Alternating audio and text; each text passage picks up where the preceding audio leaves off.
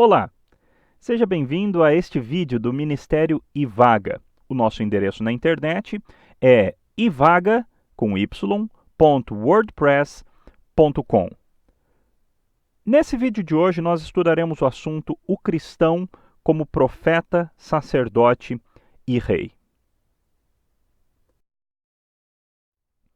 1 de Pedro 2,9 diz assim: Vós, porém, sois raça eleita, sacerdócio real, nação santa, povo de propriedade exclusiva de Deus, a fim de proclamardes as virtudes daquele que vos chamou das trevas para a sua maravilhosa luz.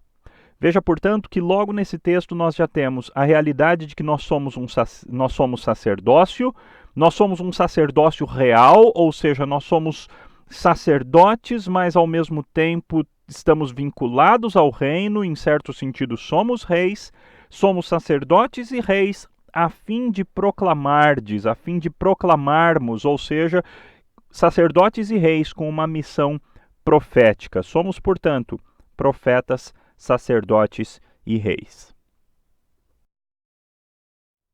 Vamos voltar lá para o começo da história, a fim de entendermos isso um pouco melhor. Gênesis 1 e 2 contam a respeito da criação. Deus, em 6 dias, criou todas as coisas que existem. No 6º dia, criou o homem. Depois, criou a mulher, a fim de que ela completasse o homem.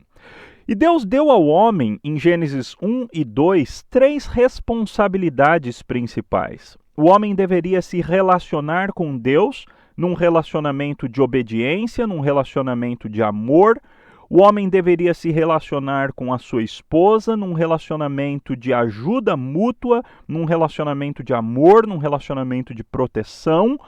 E o homem deveria se relacionar com as coisas criadas num relacionamento de domínio. Disse Deus: dominai sobre as aves do céu, sobre os peixes do mar e sobre os animais da terra, os animais que rastejam sobre a terra. No seu relacionamento com a sua esposa, o homem produziria filhos, enchei a terra, multiplicai-vos, disse o Senhor para o homem e para a mulher. E Deus disse ao homem que ele deveria obedecer, não comer da árvore do conhecimento, do fruto da árvore do conhecimento do bem e do mal. Em teologia, esses 3 relacionamentos do ser humano são chamados de mandato espiritual, a obrigação do ser humano de obedecer a Deus. Mandato social, a obrigação do ser humano de amar e de se relacionar com o seu próximo a partir de sua família, então atingindo outras pessoas. E por fim, o mandato cultural, a ordem de Deus para que o homem se relacionasse com as coisas criadas como um rei, como um vice-rei da criação de Deus, como aquele que teria a responsabilidade de guardar o jardim, cultivar o jardim, nomear os animais e tomar conta para que o jardim do Éden se expandisse e toda a terra virasse jardim do Éden. Essa era a ideia. O teólogo Michael Horton chama esses 3 mandatos de sábado, casamento e trabalho. Sábado, mandato espiritual; casamento, mandato social; e trabalho, mandato cultural.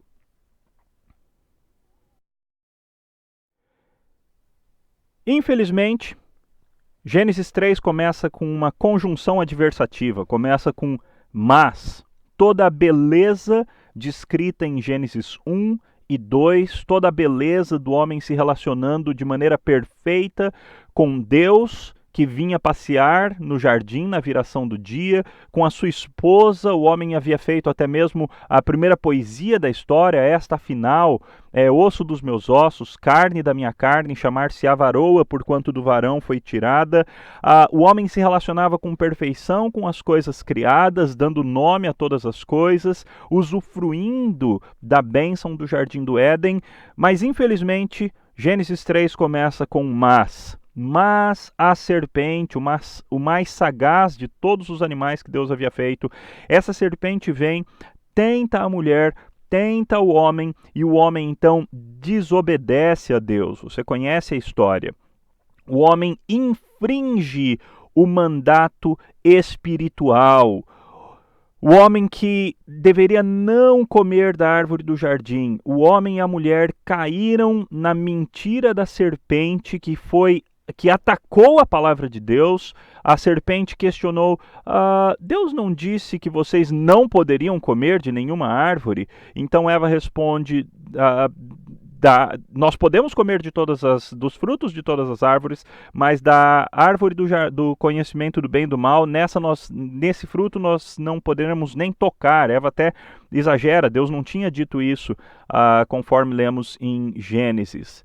Mas então a serpente consegue convencer Eva indo frontalmente contra a palavra de Deus. É certo que não morrereis. Deus tinha dito: no dia em que dela comerdes, certamente morrereis. A serpente disse: é certo que não morrereis. Eva então tinha a decisão entre escolher obedecer a palavra de Deus ou escolher obedecer a palavra da serpente. Você sabe da história. Eva escolheu a palavra da serpente. Ela que deveria então auxiliar o seu marido nas suas funções de dominar o mundo, de expandir o jardim do Éden para outros lugares, de dar nome aos animais. Eva o auxilia a pecar. A criação que deveria ser dominada pelo homem, a criação então agora domina o homem. O homem e a mulher obedecem a palavra da serpente. Tudo virou de cabeça para baixo naquele dia. O que aconteceu então é que os mandatos espiritual, social e cultural foram danificados de uma maneira muito séria. As ordens de Deus para que o homem fosse profeta, sacerdote e rei, porque esses três ofícios estão intimamente relacionados com os 3 mandatos.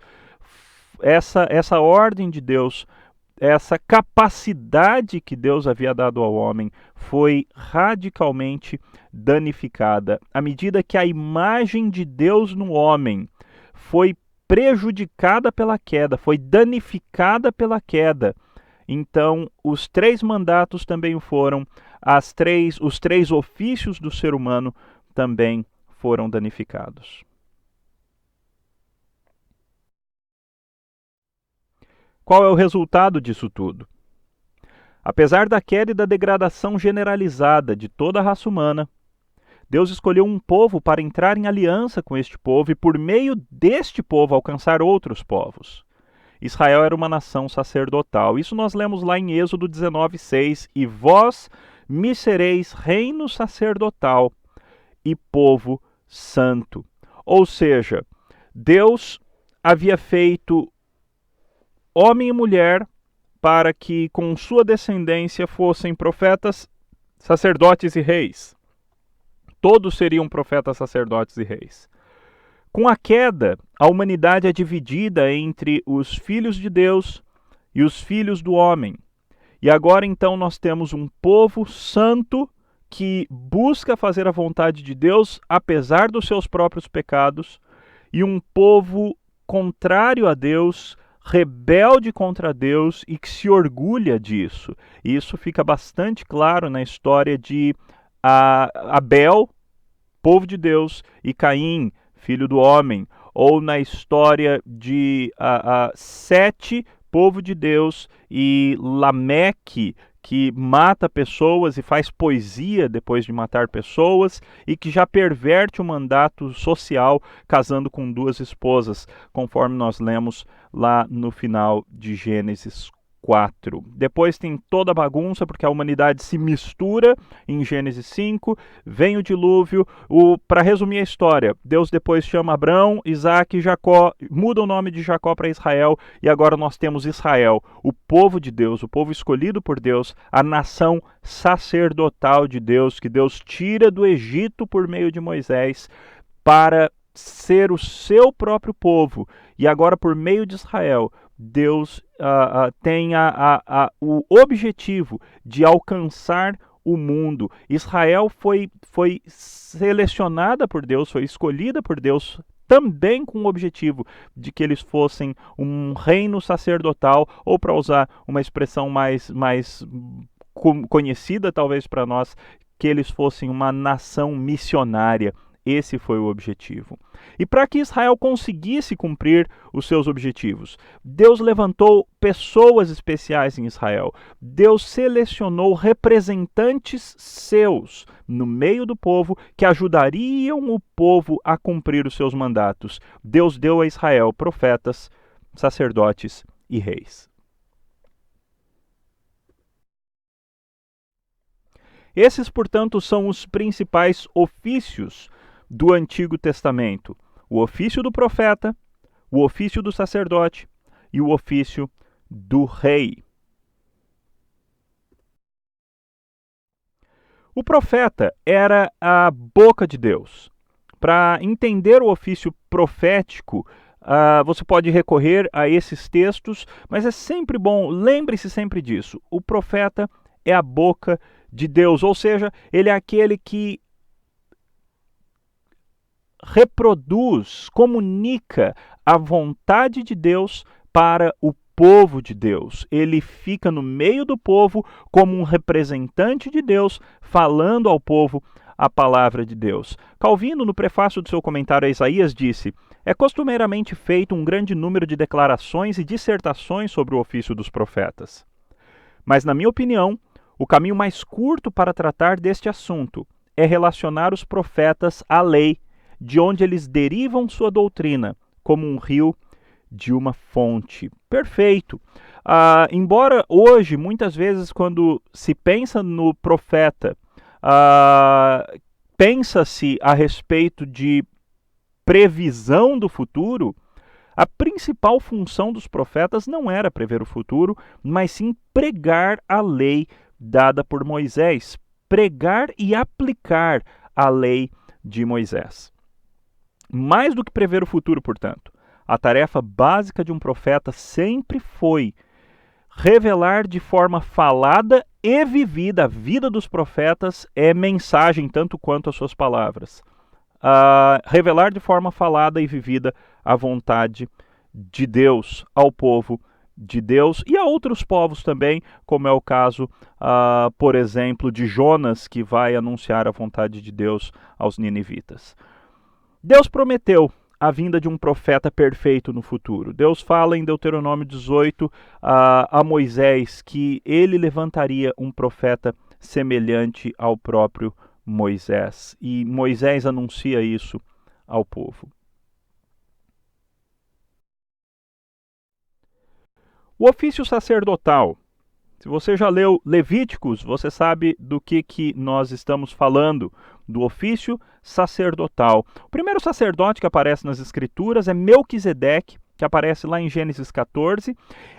Melquisedeque é uma pessoa interessante porque ele é um sacerdote, ele é apresentado como um sacerdote, mas ele também é um rei, ele é rei de Salém, e ele cumpre algumas funções proféticas também. Então, nesse sentido, Melquisedeque é um grande tipo de Cristo, um grande precursor do nosso Senhor Jesus Cristo, por isso que Hebreus fala disso no futuro, como nós vamos ver daqui a pouco.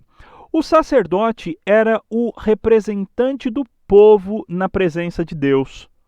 Enquanto o profeta estava no meio do povo para ser o representante de Deus e falar a palavra de Deus, o sacerdote tinha como uma de suas funções ser o representante do povo diante de Deus. Ele representava o povo com as suas vestes todas especiais, com as 12 pedrinhas no seu peitoral, como podemos ver nessa imagem. Aquelas 12 pedras, cada uma de uma cor, cada uma representava uma das tribos, e quando o profeta entrava no Santo dos Santos para apresentar o sangue do sacrifício no Santo dos Santos, diante da presença de Deus que aparecia ali sobre a tampa da arca, o propiciatório, o profeta estava ali não como, o sacerdote, melhor dizendo, estava ali não como uma pessoa, mas como um representante de todas as demais pessoas do povo de Deus. O sacerdote também tinha a função de ser o juiz, aquele que julgava as questões do povo em nome de Deus. Ele era ungido para cumprir a sua função.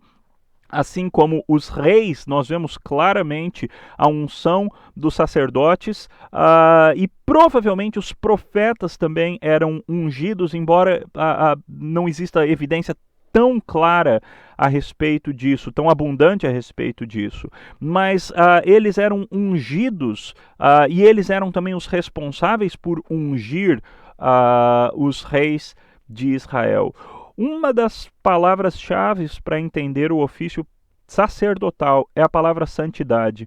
Não é à toa que o sacerdote usava uma coroa de ouro reluzente com as palavras santidade ao Senhor. O sacerdote é aquele que marcava, que definia, que decidia muitas vezes o que era santo, o que era comum e o que era impuro. Quais pessoas estavam santas, ou seja, com condição de aparecer na presença de Deus, quais estavam imundas, ou seja, sem condições de aparecer na presença de Deus, seja por um período, seja por toda a vida, como era o caso dos leprosos, por exemplo. O profeta, o sacerdote, melhor dizendo, também era o responsável pela disciplina do povo.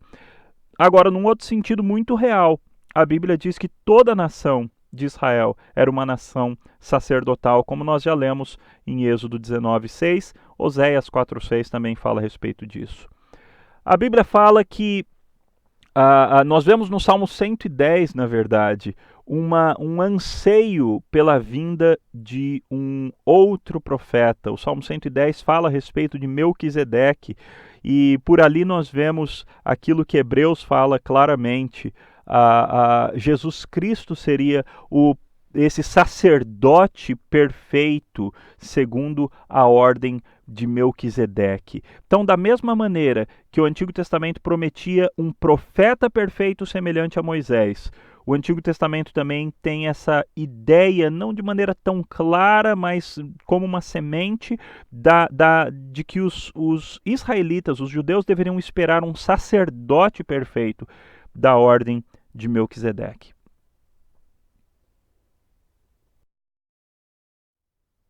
Terceiro ofício de Israel era o ofício dos reis. É interessante que muito tempo antes da monarquia ser instituída em Israel, Deus já deu leis a respeito da monarquia. Lá em Deuteronômio 17 estão estabelecidas as leis da monarquia. E aí você se lembra da história, Samuel é o último dos juízes, foi o último dos juízes de Israel, um grande homem de Deus, mas que infelizmente tinha filhos que não seguiam os seus passos. E por causa disso, o povo, querendo ser como os demais povos, pediu um rei. Nesse evento é até interessante porque Deus deixa claro para Samuel que estava triste, que o povo não estava rejeitando a Samuel, mas sim ao próprio Deus. É curioso isso, porque Deus sabia que o povo pediria um rei, e Deus até previa que Israel teria um rei no futuro. A questão é que o motivo, a motivação para pedir um rei foi uma motivação errada. Você lembra da história? Saul foi escolhido por Deus como novo rei. Começou muito bem, mas depois que deixou o orgulho dominar o seu coração, transformou-se num péssimo rei em Israel. É aí então que Deus escolhe Davi, que se transforma no grande rei de Israel, o paradigma de rei em Israel. É por isso que o livro dos reis e o livro de crônicas, por vezes, compara outros reis com Davi. Ele foi justo, andou nos caminhos do Senhor como Davi, ou ele não andou nos caminhos do Senhor como Davi. E é exatamente para Davi, quando ele se humilha na presença de Deus, após Deus dizer que não permitiria a Davi construir o templo, a casa de Deus. Deus faz uma promessa para Davi: não é você quem vai construir uma casa para mim, mas eu vou construir uma casa para você, e o teu descendente vai reinar para sempre no trono de Israel. Portanto, mais uma palavra de promessa de Deus, mas uma palavra tanto profética quanto uma promessa de Deus. O povo de Israel deveria esperar um rei perfeito, filho de Davi, que reinaria para sempre em Israel, no trono de Davi. Essa promessa também é referida em Isaías, capítulo 55, versículo 3, onde fala das fiéis misericórdias prometidas a Davi.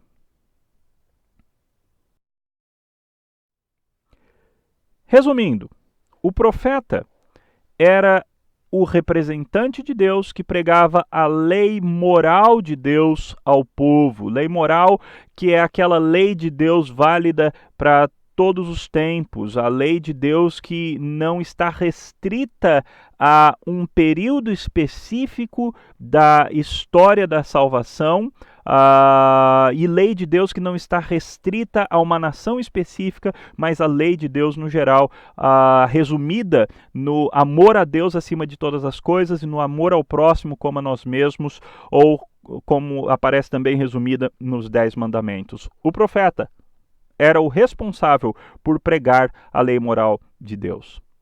O sacerdote era o responsável pela aplicação da lei cerimonial de Deus.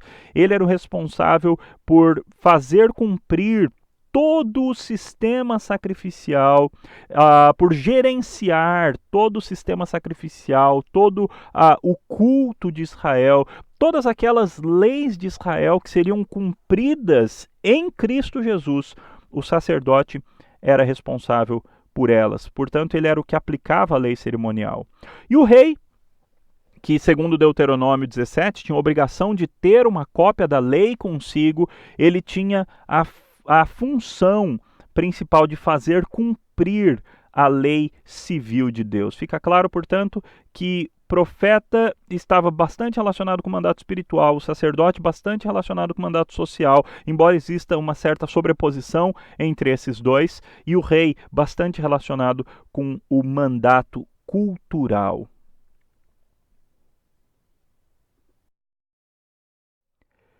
Israel deveria proclamar a lei, a sabedoria de Deus às nações, como na época de Salomão. Portanto, Israel como um todo era uma nação profética. Israel deveria ser uma nação sacerdotal, a nação que iria conduzir os outros povos a Deus. Como diz, por exemplo, o Salmo 67, seja Deus gracioso para conosco e nos abençoe, para que se conheça na terra o seu caminho e em todas as nações a sua salvação. Ou seja, o objetivo de Israel era que Israel fosse uma nação missionária, uma nação sacerdotal. E existem essas duas ideias.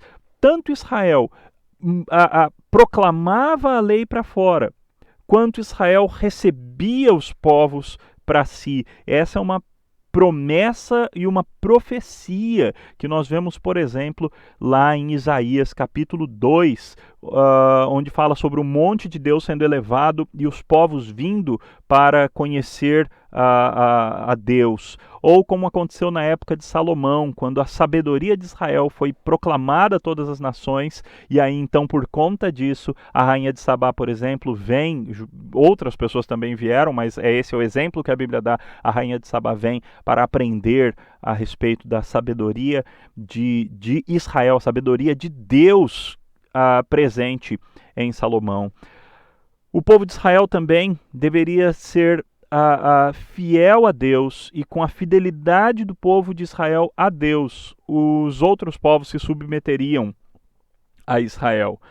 Isso acontece na época de Davi, isso acontece na época de Salomão, isso não acontece na época dos reis maus, mas sempre que vinha um rei bom, um rei que tinha o coração nas coisas de Deus, como Ezequias, como Josias, normalmente esse rei conseguia transformar Israel numa nação que dominava sobre outras nações, de maneira que a lei de Deus também pudesse ir para essas outras nações.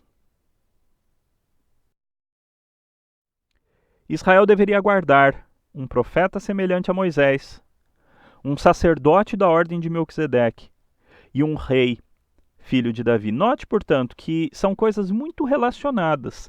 Tanto Israel era profeta, sacerdote e rei, quanto Israel tinha profetas, sacerdotes e reis como representantes de Deus, quanto Israel deveria esperar um perfeito sacerdote, profeta e rei, aquele que seria o ungido, porque ele reuniria em si todos os ofícios de Israel. Até aqui, portanto, o que vimos. O povo de Israel foi escolhido por Deus para ser uma nação de profetas, sacerdotes e reis, um modelo para todas as demais nações. Para dirigir Israel, Deus estabeleceu líderes ungidos que guiariam o povo. Seriam profetas, sacerdotes e reis escolhidos pelo próprio Deus, que atuariam como representantes de Deus para o povo e do povo para Deus. Os profetas, os sacerdotes e especialmente os reis de Israel não cumpriram seu papel adequadamente. Essa, infelizmente, é a história do Antigo Testamento. Israel também não cumpriu o seu papel como nação, como um todo, a sua função sacerdotal, profética e real. Deus prometeu que enviaria um ungido especial, o ungido, o Cristo, o Messias no hebraico, o Cristo no grego. Alguém que seria um profeta, sacerdote e rei perfeito. Já deve ter ficado claro para você. Jesus é o profeta semelhante a Moisés, o sacerdote da ordem de Melquisedeque, o rei, filho de Davi. O breve catecismo de Westminster fala a respeito disso, assim também como o catecismo maior, e ele diz assim: que funções exerce Cristo como nosso Redentor? E a resposta: Cristo como nosso Redentor exerce as funções de profeta, sacerdote e rei, tanto no seu estado de humilhação, como no de exaltação, o estado em que Cristo se encontra agora.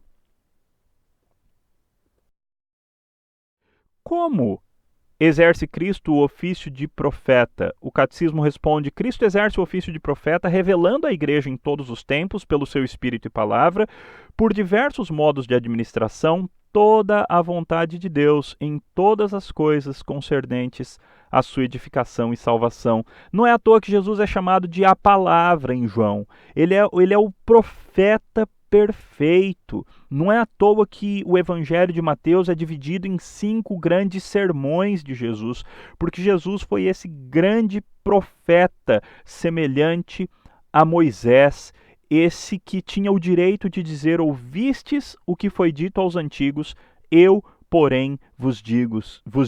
Cristo, portanto, é o nosso grande profeta. O catecismo maior também nos ajuda a entender como Cristo exerce o ofício de sacerdote. A resposta: Cristo exerce o ofício de sacerdote oferecendo-se a si mesmo uma vez em sacrifício, sem mácula a Deus, para ser a propiciação pelos pecados do seu povo e fazer contínua intercessão por esse mesmo povo. Wayne Grudem fala a respeito desse aspecto da obra de Cristo, dizendo assim: no Antigo Testamento, os sacerdotes eram designados por Deus para oferecer sacrifícios. Eles também ofereciam orações e louvores a Deus em favor do povo. Ao agir assim, santificavam as pessoas ou tornavam-nas aceitáveis à presença de Deus. Se bem que de forma limitada no período do Antigo Testamento. No Novo Testamento, Jesus se tornou o grande sumo sacerdote. Esse tema é abordado na carta aos Hebreus. É isso aí. Jesus é o nosso grande sumo sacerdote. Aliás, isso é uma coisa linda. No Antigo Testamento, a hierarquia sacerdotal ia somente até o sumo sacerdote. O sumo sacerdote era aquele que estava sobre todos os demais, sobre os demais sacerdotes e sobre todos os levitas. A carta aos Hebreus fala de Cristo como sendo o grande sumo sacerdote, ou seja, o sumo sacerdote, aquele que entrou na hierarquia sacerdotal como o primeiro, o cabeça, aquele que é o líder de todo sacerdote. Ele é o sacerdote perfeito porque ele é perfeito, ele não precisa sacrificar antes pelos seus próprios pecados. Ele é o sacerdote perfeito porque ele ofereceu um sacrifício perfeito, ou seja, ele ofereceu a si mesmo como oferta pelos pecados. Ele é um sacerdote perfeito porque ele entrou no santuário perfeito, no santuário, na própria presença de Deus, sentou-se à destra do Pai, e ali ele intercede por nós. Jesus Cristo é o sacerdote perfeito da ordem de Melquisedeque. Jesus Cristo também é o Rei perfeito, como nós vemos claramente no livro do Apocalipse. Hoje ele já reina, mas ainda de forma latente, de forma ainda não totalmente possível de se reconhecer no mundo. Ainda existe o reino parasita, como Van Groningen diz, ou o reino de Satanás. Ainda tem uma certa autonomia, não é autonomia, porque é uma autonomia limitada não é autonomia, mas ele ainda tem um certo poder, mas ficará claro e patente que Jesus Cristo é o Rei quando ele voltar e estabelecer o seu reino visível, trazendo a realidade do novo céus e nova terra. O Catecismo Maior tem a seguinte pergunta: como Cristo exerce o ofício de rei? E a resposta: Cristo exerce o ofício de rei, chamando do mundo um povo para si, dando-lhe oficiais, leis e disciplinas para visivelmente o governar, concedendo a graça salvadora aos seus eleitos, recompensando sua obediência e corrigindo-os em consequência dos seus pecados, preservando-os e sustentando-os em todas as suas tentações e sofrimentos, restringindo e subjugando todos os seus inimigos e poderosamente ordenando todas as coisas para a sua própria glória e para o bem do seu povo, e também tomando vingança contra os que não conhecem a Deus nem obedecem ao Evangelho. E aí, então, você tem diversas referências bíblicas para checar tudo que o catecismo está propondo como Cristo exerce o seu ofício real. Jesus, portanto, é o nosso profeta, sacerdote e rei. Nas palavras de Louis Berkhof, explica-se o fato de Cristo ter sido ungido para um tríplice ofício, com o fato de que o homem foi originariamente destinado ao exercício desse tríplice ofício e respectiva obra. Ou seja, lá na criação, o homem deveria ser profeta, sacerdote e rei. Como criado por Deus, o homem, ele, foi profeta, sacerdote e rei, e nestas qualidades dotado de conhecimento e entendimento, de justiça e santidade e de domínio sobre a criação inferior. O pecado afetou a vida toda do homem e se manifestou não somente como ignorância e cegueira, erro e falsidade, mas também como injustiça, culpa e corrupção moral, e em acréscimo, como enfermidade, morte e destruição. Daí foi necessário que Cristo, como o nosso mediador, fosse profeta, sacerdote e rei. Como profeta, ele representa Deus para com o homem. Como sacerdote, ele representa o homem na presença de Deus. E como rei, ele exerce o domínio e restabelece o domínio original do homem.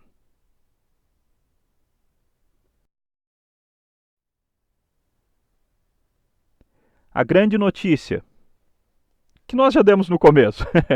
Você também é um profeta, um sacerdote e um rei, um representante de Deus nesse mundo caído.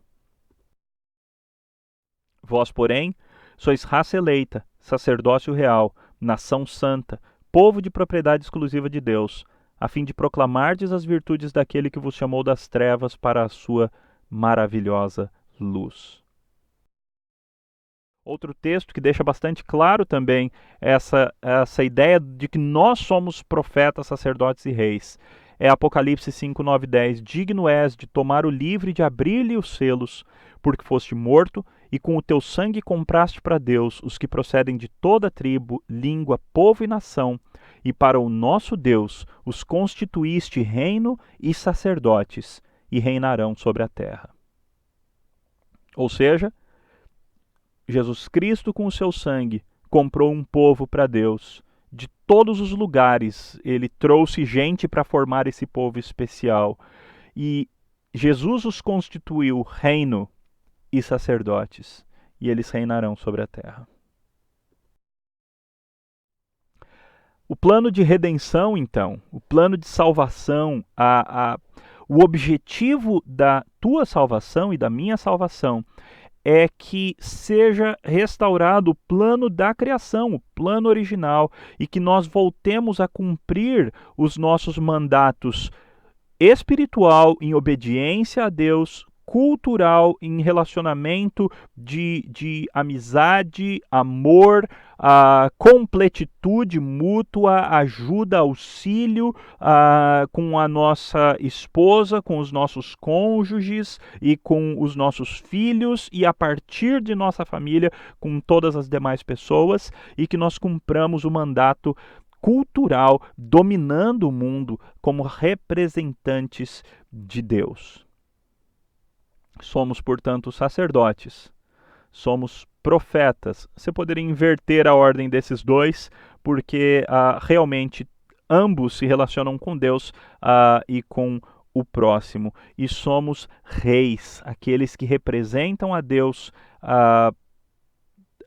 no mundo, fazem a vontade de Deus nas suas vocações específicas, fazem a vontade de Deus e expandem o reino de Deus neste mundo. É isso que você, cristão, é. Você é um profeta, você é um sacerdote e você é um rei para fazer cumprir a lei de Deus nessa terra. Você é um representante de Deus nesse mundo e você é um representante do mundo na presença de Deus. Somos chamados para, à semelhança de Jesus, ser profetas, sacerdotes e reis. Você é um profeta. Como é que você pode cumprir a sua função profética? Cumpra o mandato espiritual. Faça a vontade de Deus. Ame a Deus acima de todas as coisas, ame ao próximo como a si mesmo, cumpra os 10 mandamentos e leve outras pessoas também a cumpri-lo. Seja aquele que anuncia a vontade de Deus dentro da igreja, no mercado de trabalho, na escola, nas ruas, seja como quem anuncia a vontade de Deus. Proclame as virtudes daquele que te chamou das trevas para a sua maravilhosa luz, e assim você vai estar cumprindo o seu ofício profético.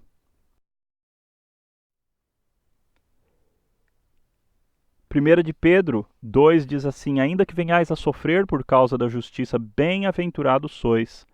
Não vos amedronteis, portanto, com as suas ameaças, nem fiqueis alarmados, antes santificai a Cristo como Senhor do vosso coração, estando sempre preparados para responder a todo aquele que vos pedir razão da esperança que há em vós, fazendo-o todavia com mansidão e temor, com boa consciência, de modo que naquilo que falam contra vós outros fiquem envergonhados os que difamam o vosso bom procedimento em Cristo. Nós somos profetas também quando nós cumprimos a grande comissão.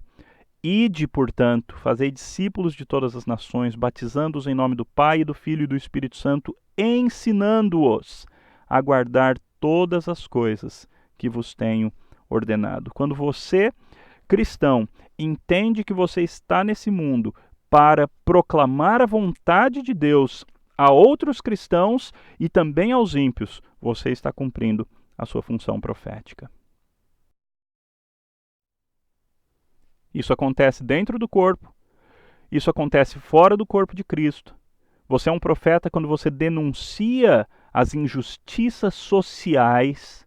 Você é um profeta quando você proclama a verdade, tanto em público quanto em particular, quando você não se compromete, não se deixa comprometer, quando você não se deixa envolver em esquemas errados, quando você denuncia esquemas errados, seja na tua empresa, seja no governo. Quando você faz isso, você está sendo um profeta de Deus, mas faça de acordo com o que Deus requer de você. Você é um profeta, portanto pregue, anuncie a lei de Deus, mas anuncie também a graça de Deus como um bom profeta. Você é um rei. Cumpra o mandato cultural e leve outros a cumprir. Essa realidade é mostrada nas parábolas dos talentos. Aliás, é interessante porque no sermão escatológico de Jesus, entre o penúltimo e o último ponto, Jesus conta várias parábolas. As três maiores e últimas são as parábolas dos talentos, as parábolas das 10 virgens e a parábola do servo com os conservos. E cada uma delas está relacionada com um dos mandatos específicos: mandato cultural, mandato social e mandato espiritual. A parábola dos talentos apresenta essa realidade de nós como reis, como aqueles que têm a obrigação de investir os seus bens no próprio reino de Deus. Colossenses 3, 22 a 25 também fala sobre essa perspectiva de nós cristãos como reis, quando diz assim: servos, obedecei em tudo ao vosso Senhor segundo a carne, não servindo apenas sob vigilância, visando tão somente agradar homens, mas em singeleza de coração, temendo ao Senhor. Tudo quanto fizerdes, fazei-o de todo o coração, como para o Senhor e não para homens, cientes de que recebereis do Senhor a recompensa da herança. A Cristo Senhor é que estáis servindo. Pois aquele que faz injustiça receberá em troco a injustiça feita. E nisso não há acepção de pessoas. Quando eu e você, portanto, cumprimos adequadamente a nossa vocação, cumprimos adequadamente com as funções e a ética da nossa profissão como representantes de Deus, nós estamos exercendo bem a nossa função real. Quando você tem consciência como cidadão, ora pelos seus governantes, mesmo que não aceitando a corrupção do país, mas ora pelos seus governantes. Quando você tem consciência, seja como funcionário ou como um patrão, tratando bem aos seus funcionários como Deus os trataria, como um representante de Deus, como iguais também portadores da imagem de Deus.